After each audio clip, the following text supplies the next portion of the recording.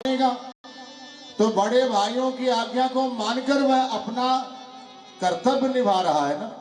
आप उसे छोटा क्यों समझते हो? वास्तव में वह आप तीनों भाइयों की सेवा करके तो और महान हो रहा है।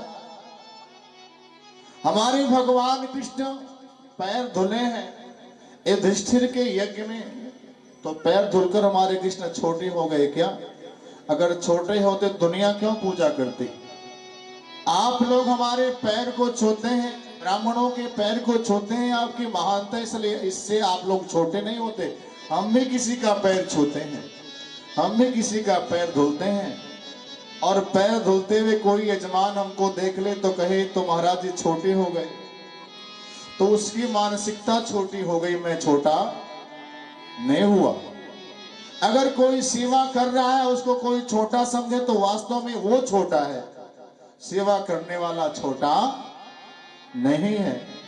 एक मां के चार बेटे, चारों बेटे बराबर हैं, कर्म बेशक चारों के अलग अलग हों। तो शूद्र शब्द वास्तव में शूद्र शब्द छोटा है, लेकिन वह अपमानजनक शब्द हो ऐसा कहीं भी नहीं है। सज्जनों, कष्ट होता है। आज हिंदुओं को तोड़ा जाता है भीमराव जी के नाम पर। हम कह रहे थे शूद्र ब्राह्मणा से अच्छा कर्म करके शूद्र ब्राह्मण हो जाता है और बुरा कर्म करके ब्राह्मण शूद्र हो जाता है। अच्छा, आप सब कुछ यहाँ पढ़े लिखे जो लोग हैं,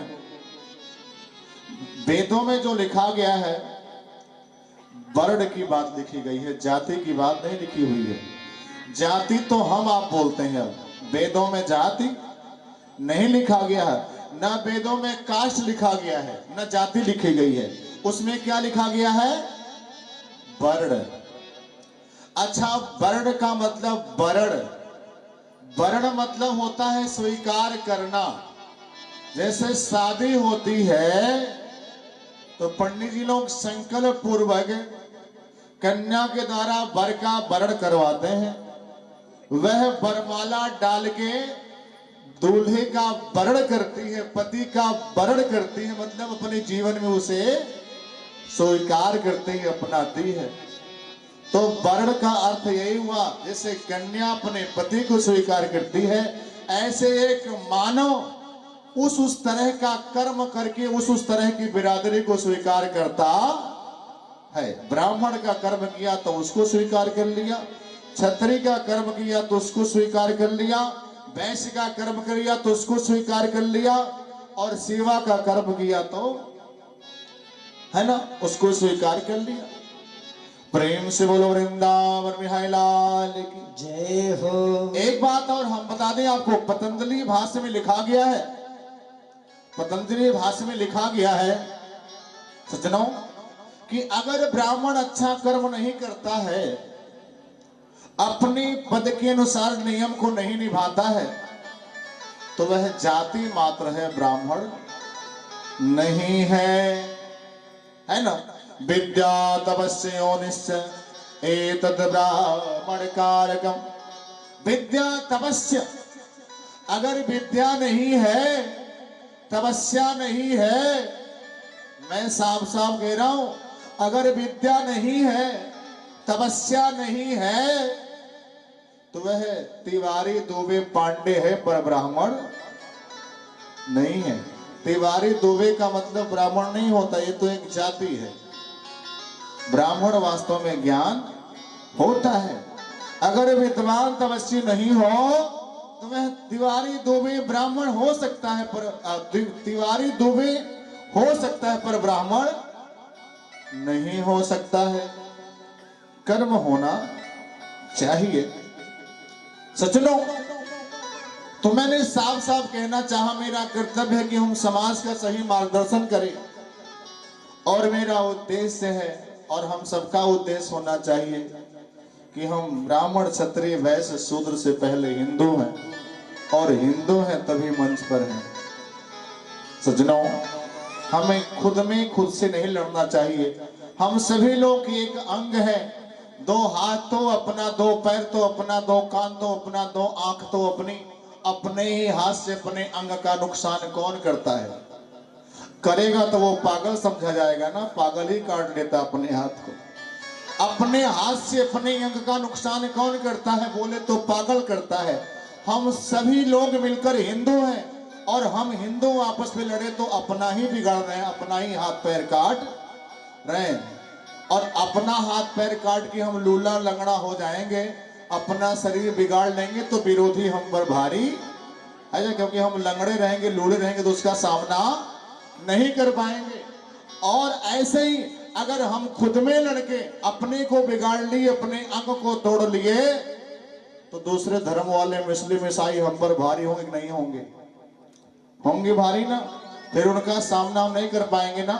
एक मजबूत शरीर ही रण मैदान पे टिक के सामना करती, तो हमें खुद में मजबूत करना रखना होना होगा।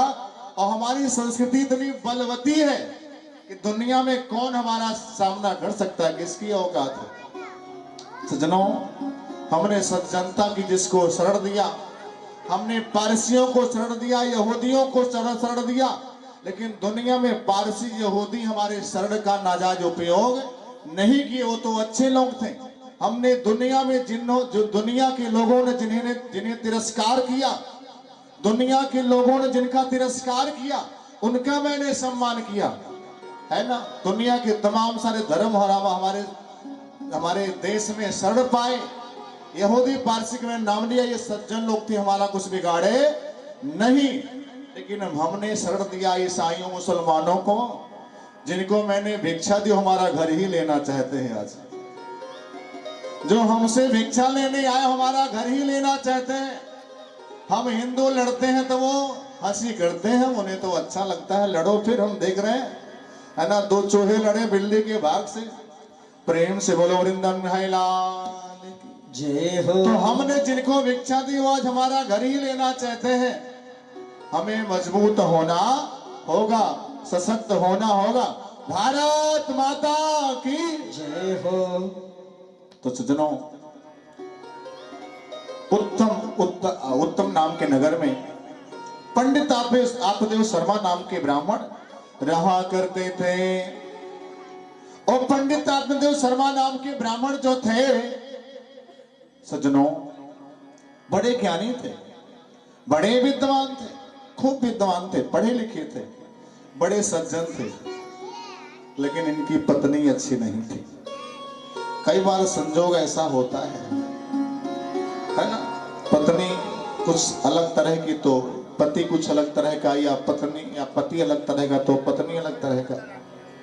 लेकिन हमारी सभ्यता में इतना संस्कार है कि पत्नी चाहे जैसी हो, पति चाहे जैसा हो, लोग प्रेम से निर्वहन करते हैं। ये तो हमारी परंपरा की मीठी करना, यही काम था धुंधली का, है ना। कभी कभी झगड़ा भी कर लेती थी। कुछ स्त्रियां ऐसी होती, झगड़ा का अमल लगता है, और जब अमल लग जाए तब जब तक झगड़ा ना कर ले तब तक पानी ना पिए। और वो चाहे ससुर के मुड़े पड़े, चाहे सासू के, चाहे पड़ोसी कोई मिल जाए। हाँ, प्रेम से बोलो वृंदावन जय हो।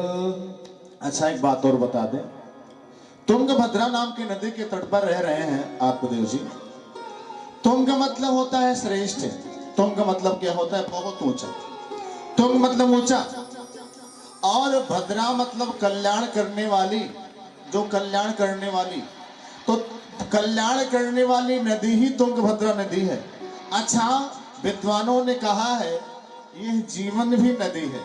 यह जीवन क्या है? नदी है। तुंगभद्रा नदी के समान नदी है। किस यह हमारे शरीर का कल्याण करती है। जीवन रूपी नदी पे उस शरीर का कल्याण होता है। तो हमारा जीवन ही तुंगभद्रा नदी है, और उत्तम नाम का नगर जो है यह शरीर है। इससे उत्तम दुनिया में कुछ है नहीं। सबसे श्रेष्ठ और सबसे उत्तम काया कुटिया निराले जबाने भर से, काया कुटिया निराले जबाने भर से, दस दरवाजों वाले जबाने भर से, दस दरवाजों वाले जबाने भर से। जय हो, दस दरवाजे वाले निराले जमाने भर से। काया कोटिया निराले जमाने भर से। काया कोटिया निराले जमाने भर से। ताली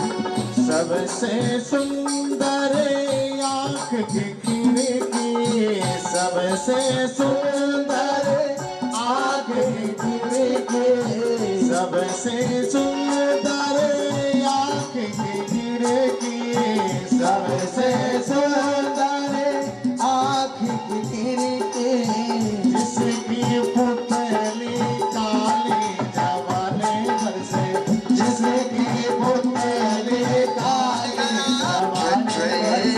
काया कोटिया निराले जमाने भर से। काया कोटिया निराले जमाने भर से।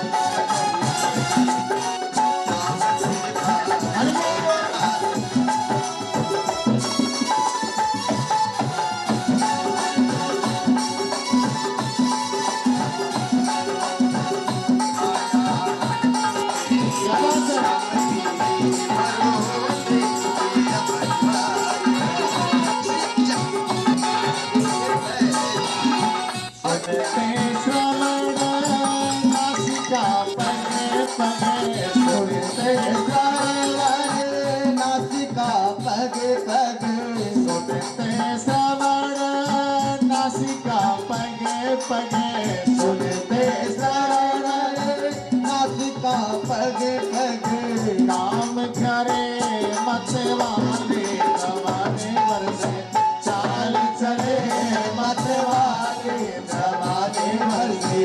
काया कोटिया निराले जमाने भर से। काया कोटिया निराले जमाने भर से। हो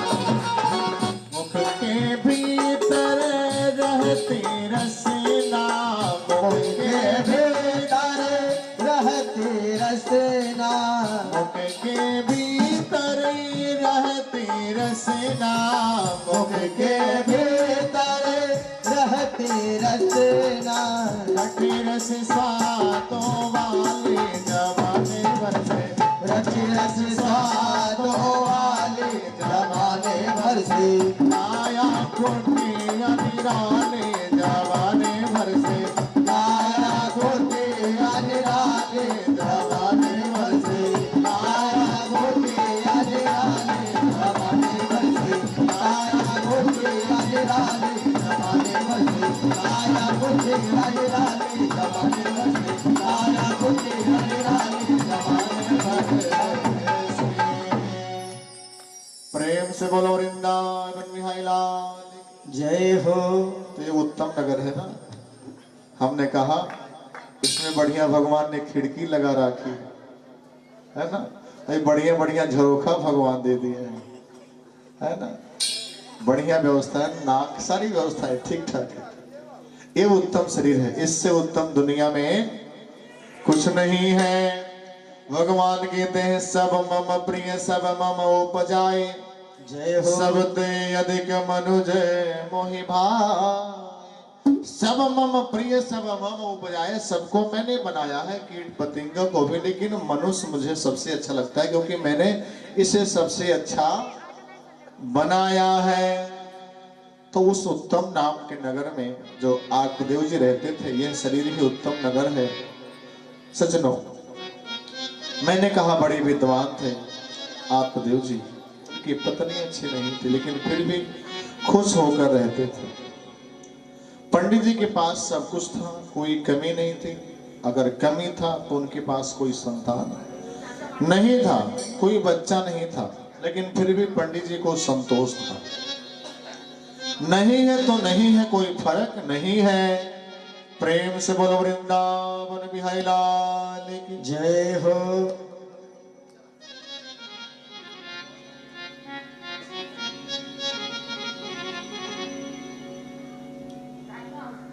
कृष्ण कन्हैया लाल की।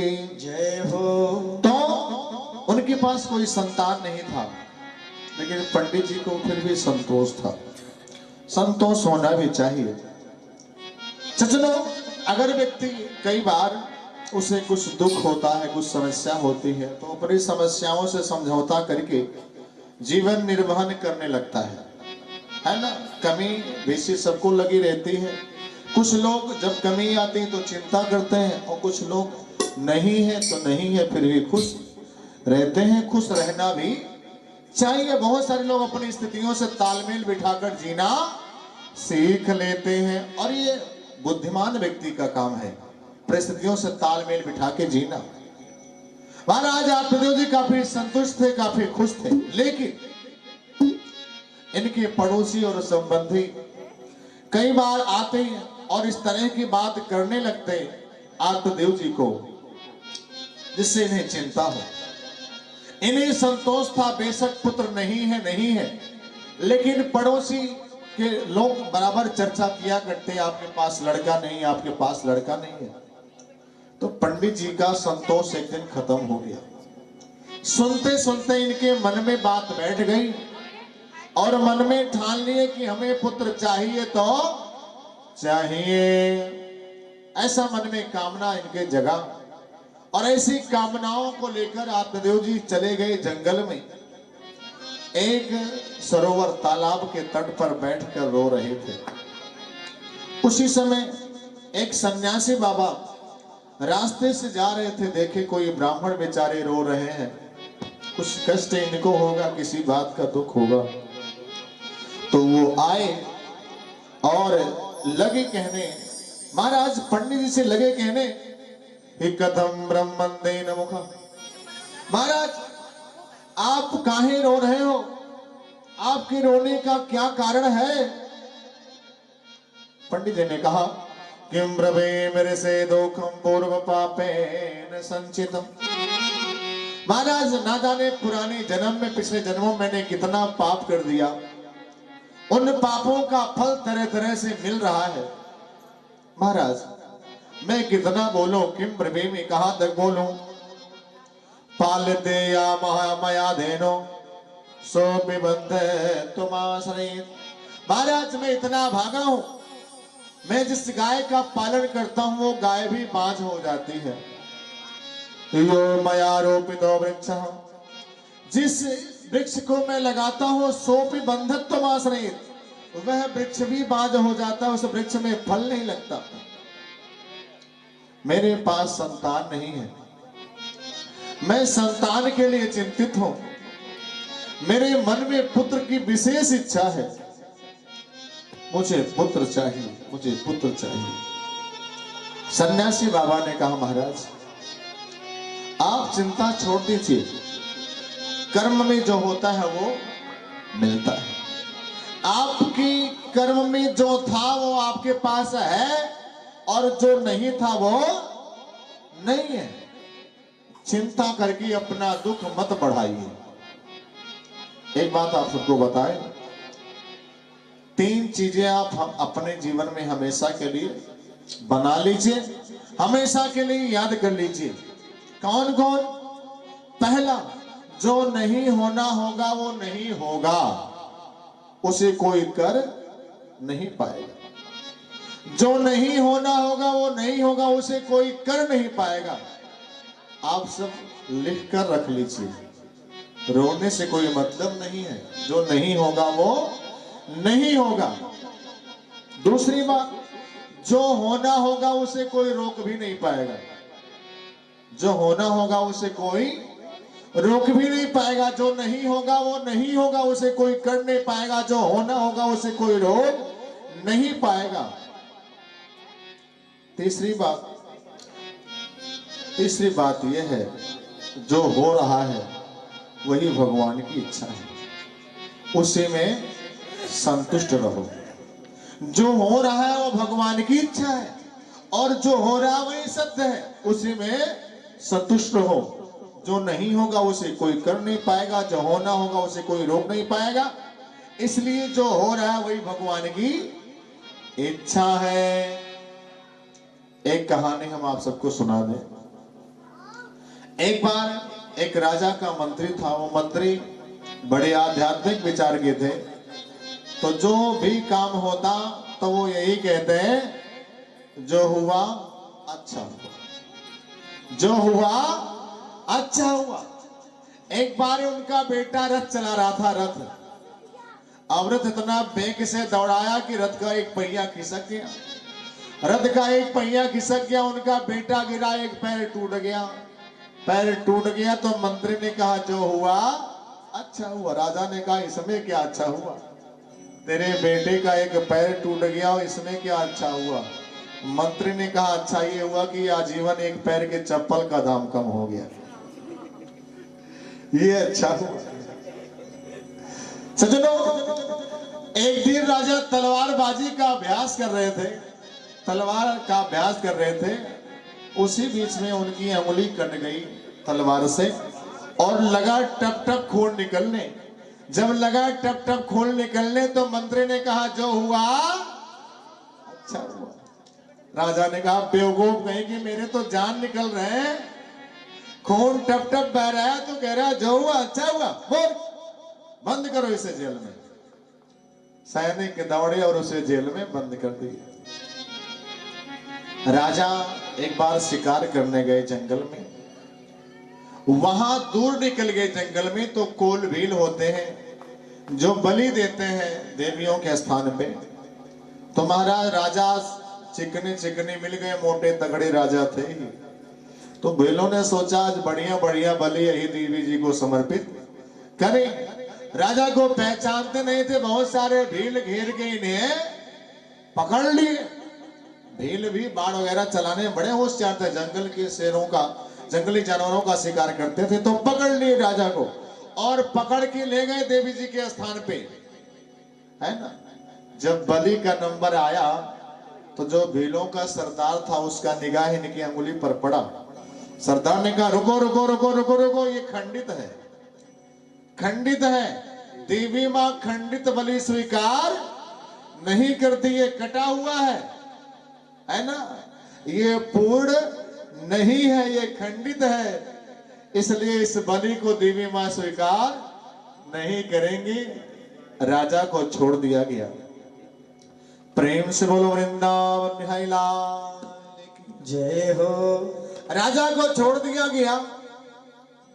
राजा रास्ता भर सोचते रहे कि वास्तव में मंत्री ने जो कहा था वो सही कहा था। अगर मेरी अंगुली ना कटी होती तो मेरे प्राण आज बचते नहीं। वो मंत्री जो बोला वो काफी अच्छा बोला, मैंने गलत किया, उसे जेल में बंद करके। राजा आए, मंत्री से लगे क्षमा प्रार्थना करने। बोले मंत्री तुम्हारे साथ मैंने गलत किया, तुम्हारी बात मेरे लिए सत्य साबित हुई, मेरा जीवन बच गया। मंत्री मैंने गलत किया, तुम्हें जेल में बंद करके। मंत्री ने कहा नाना राजन, आप जेल में बंद करके भी अच्छा ही किए। आप मुझे जेल में बंद करके अच्छा किए, भी गलत नहीं हुआ। राजा ने कहा वो कैसे? मंत्री ने कहा अगर मैं जेल में ना होता तो शिकार में आपके साथ होता।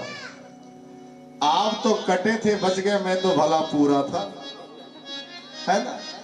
आप तो कटे थे बच गए पर मैं पूरा था, मैं बचता नहीं। इसलिए आपने मुझे जेल में बंद करके भी अच्छा किया। इसलिए जो हुआ अच्छा हुआ। वास्तव में इस शब्द पर यकीन कर लो तो आप बहुत खुश रहोगे। जो हुआ अच्छा हुआ, ऐसा मान लो तो आप बहुत खुश रहोगे, है ना। हर स्थिति में आप जैसा खुश कोई व्यक्ति रहेगा नहीं। और इस पर यकीन नहीं कर पाओगे, इस पर यकीन नहीं कर पाए तो टाटा बिरला धीरू भाई अंबानी बनने के बाद भी शांति नहीं मिलेगी। ये भी पक्की बात है। प्रेम से बोलो वृंदावन बिहारी लाल की जय हो। तो सन्यासी बाबा लगे समझाने पंडित जी को कि आपके जीवन में जो था वो मिला और जो नहीं है वो नहीं मिला। इसलिए मुंचा ज्ञानम प्रजारूपम बलिष्ठा कर्मणो गति विवेकम दो समासाद्य तज संसार वासना।